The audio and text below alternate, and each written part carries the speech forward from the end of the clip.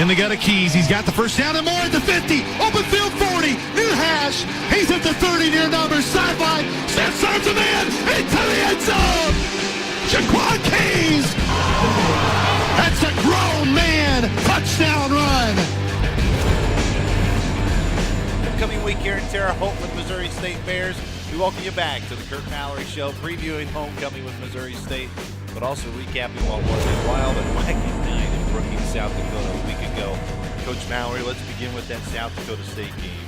It was a remarkable game, really an entertaining game for the fans to watch, but your group had to overcome an 18-point deficit twice to give yourself a chance. What was your biggest takeaway from that game against the third-ranked team in the country? Well, it was a tough game. We came up short. Awfully proud of the way we battled, the way we competed. We were down twice, 18 points. We never gave up. We'll always have a chance to win football games as long as we battle and compete the way we did on Saturday night. How do you balance, because from my perspective, I brought this up to Coach Hicklinski a week ago after the Northern Iowa game of you knew there was improvement, but the end result is not what you wanted. The balance of what's the difference between sugarcoating and knowing that there is growth and improvement and not to accept moral victories, and that you can still talk highly about how your team played but not necessarily be accepting of the result, if that makes sense? I think the thing that we talked to the team yesterday about is, at the end of the day, it was a loss. And, there were some signs of coming together. We showed signs of sticking together a year ago. Now we got to win together. We got to take that next step. There's progress. There's some things we can build on, but at the end of the day, we gotta win. We gotta win together, and that's the message. And this is a new week. Just like every week, we're going to prepare to win the football game. Jaquan Keys has had an outstanding year, and give credit to not just him, but of course that offensive line. His longest career run heading into South Dakota State was 42 yards. He surpassed that twice with his two different runs of 56 and 62 yards for touchdowns. Where has he really shown the improvement this year? You've talked a lot about his leadership style, and that's how it's affected that running back room. But to be able to shed tackles, it seems at will, and to really jumpstart your team, you really needed it against South Dakota State. Well, I think, his durability has been one, but I think just in that room alone, we've got other capable backs that can come in and spell him to keep him fresh. Because when he's fresh in the fourth quarter or the third quarter, it's hard to bring down. He's hard to bring down anytime. But he is a hard runner. He's got elusive speed, but the room makes him better too.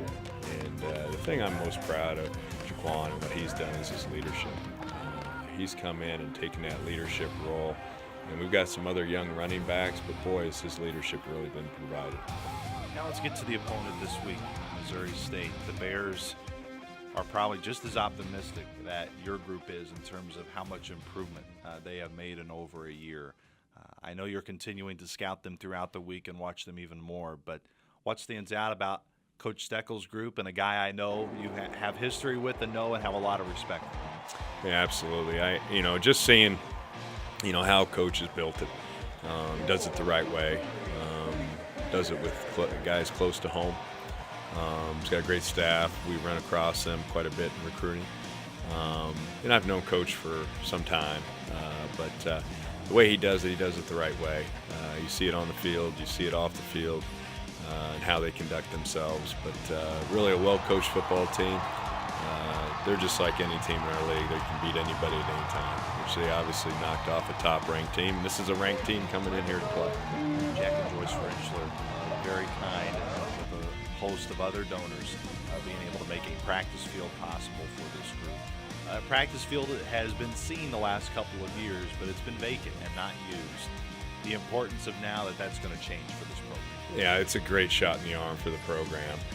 Being able to have that, being able to use that, we got more space. We've got the capabilities of video on both fields. We can have the offense on one field, defense on the other, flip-flop the next day, save our legs being on grass. There's just so many positives. But it's going to be a first-class facility. We're really excited the opportunity to have that, the kind gifts that we've had from so many, and just really blessed that we're going to have this field. Coach, appreciate the time. We'll catch up with you next week. All right, thank you very much. For the head coach, Curt Mallory, I am Luke Martin. For more on Indiana State football, stay right here at GoSycamores.com.